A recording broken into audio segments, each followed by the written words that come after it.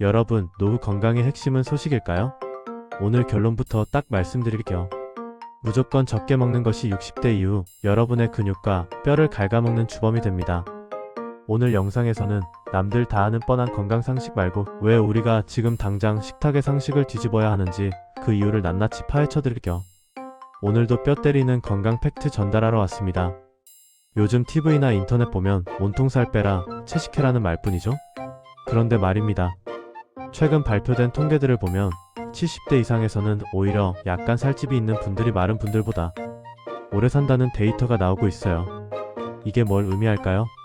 우리가 그동안 믿어왔던 날씬한 노후가 사실은 영양 결핍의 다른 이름일 수 있다는 겁니다.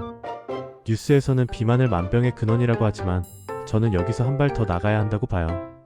노년기에는 비만보다 근감소증이 훨씬 무섭습니다. 단순히 몸무게 숫자에 집착하다가 정작 내 몸을 지탱할 근육까지 다 태워버리는 우를 범하고 있는 거죠. 이건 다이어트가 아니라 자가 파괴입니다. 많은 분이 나이가 들면 소화가 안 된다는 이유로 고기를 멀리하고 채소 위주의 식단을 고집하십니다.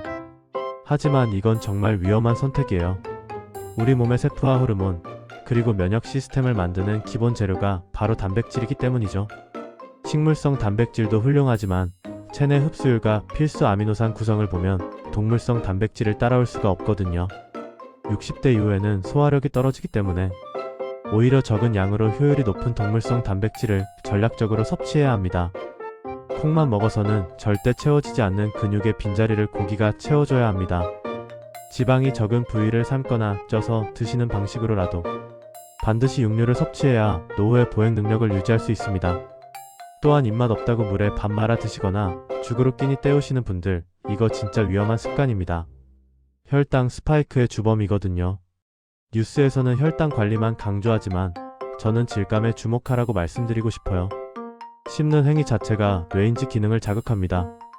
부드러운 것만 찾다 보면 뇌는 게을러지고 치매 위험은 높아져요. 불편해도 씹으셔야 합니다. 거친 통곡물과 아삭한 채소를 꼭꼭 씹어먹는 그 행위 자체가 뇌를 깨우는 가장 강력한 보약입니다. 죽은 음식이 아니라 살아있는 음식을 드셔야 여러분의 세포도 살아납니다. 물 마시는 습관도 다시 점검해야 합니다. 노인이 되면 갈증을 느끼는 센서가 무뎌져요. 내 몸은 사막인데 뇌는 괜찮아라고 거짓말을 하는 거죠. 이건 단순한 탈수를 넘어 혈액 점도를 높여 심혈관 질환이나 뇌졸중 위험까지 이어집니다. 제가 제안하는 비법은 목이 마를 때 마시는 게 아니라 시간 돼서 마시는 겁니다. 눈앞에 항상 물병을 두세요. 약을 먹듯 규칙적으로 물을 마시는 것만으로도 노후의 피로감과 어지럼증의 80%는 해결할 수 있습니다. 앞으로의 건강 트렌드는 개인 맞춤형 영양으로 갈 겁니다. 단순히 뭐가 좋다가 아니라 내 유전자에 맞는 식단이 상용화되겠죠. 하지만 기술이 아무리 발전해도 변하지 않는 원칙이 있습니다. 바로 즐겁게 골고루 직접 먹는 겁니다. 혼자 대충 때우는 식사가 노후 우울증의 시작이라는 분석 들어보셨나요?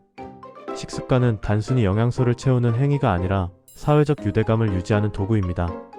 누군가와 함께 웃으며 정성껏 준비한 음식을 먹는 것, 그것이 가장 완벽한 영양제입니다. 오늘 내용 정리할게요. 첫째, 살 빼는 것보다 근육 지키기에 집중하세요. 둘째, 동물성 단백질을 두려워 마세요. 셋째, 씹는 즐거움을 포기하지 마세요. 거창한 보약 찾지 마시고 오늘 저녁 식탁에 계란 한 알, 고기 한 점을 더해보시는 건 어떨까요? 여러분은 건강을 위해 매일 꼭 챙겨 드시는 나만의 비밀 식재료가 있으신가요? 혹은 이 식습관만큼은 정말 고치기 힘들다 하는 점이 있다면 댓글로 공유해주세요. 중요한 것은 단순히 먹는 것에서 그치지 않고 우리 몸이 그것을 어떻게 받아들이냐는 점입니다. 많은 전문가가 짠 음식을 피하라고 하죠. 틀린 말은 아닙니다. 하지만 너무 싱겁게만 먹다 보면 오히려 식욕이 떨어지고 이로 인해 전체적인 영양 섭취량이 줄어드는 더 큰 부작용이 생길 수 있어요. 저는 적당한 간이 오히려 노년기 영양 섭취를 돕는 촉매제라고 생각합니다. 소금 자체보다 나트륨을 배출해주는 칼륨이 풍부한 채소를 함께 드시는 지혜가 필요합니다. 무조건적인 금지보다는 조화로운 섭취가 100세 시대의 진정한 정답이기 때문이죠. 또한 영양제에만 의존하는 분들에게 한 말씀 드리고 싶어요. 알약 몇 알로 하루 영양을 다 채웠다고 안심하는 건 자기기만입니다. 우리 몸은 복합적인 음식물의 구조 안에서 영양소를 가장 잘 흡수하도록 진화해 왔습니다. 합성 비타민이 줄 수 없는 천연 식재료의 미량 원소들과 식이섬유의 힘을 믿으세요. 약장수의 말에 휘둘리지 말고 시장 바구니의 신선함을 믿으셔야 합니다.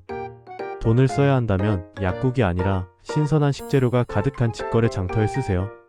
그것이 훨씬 가성비 좋은 투자입니다.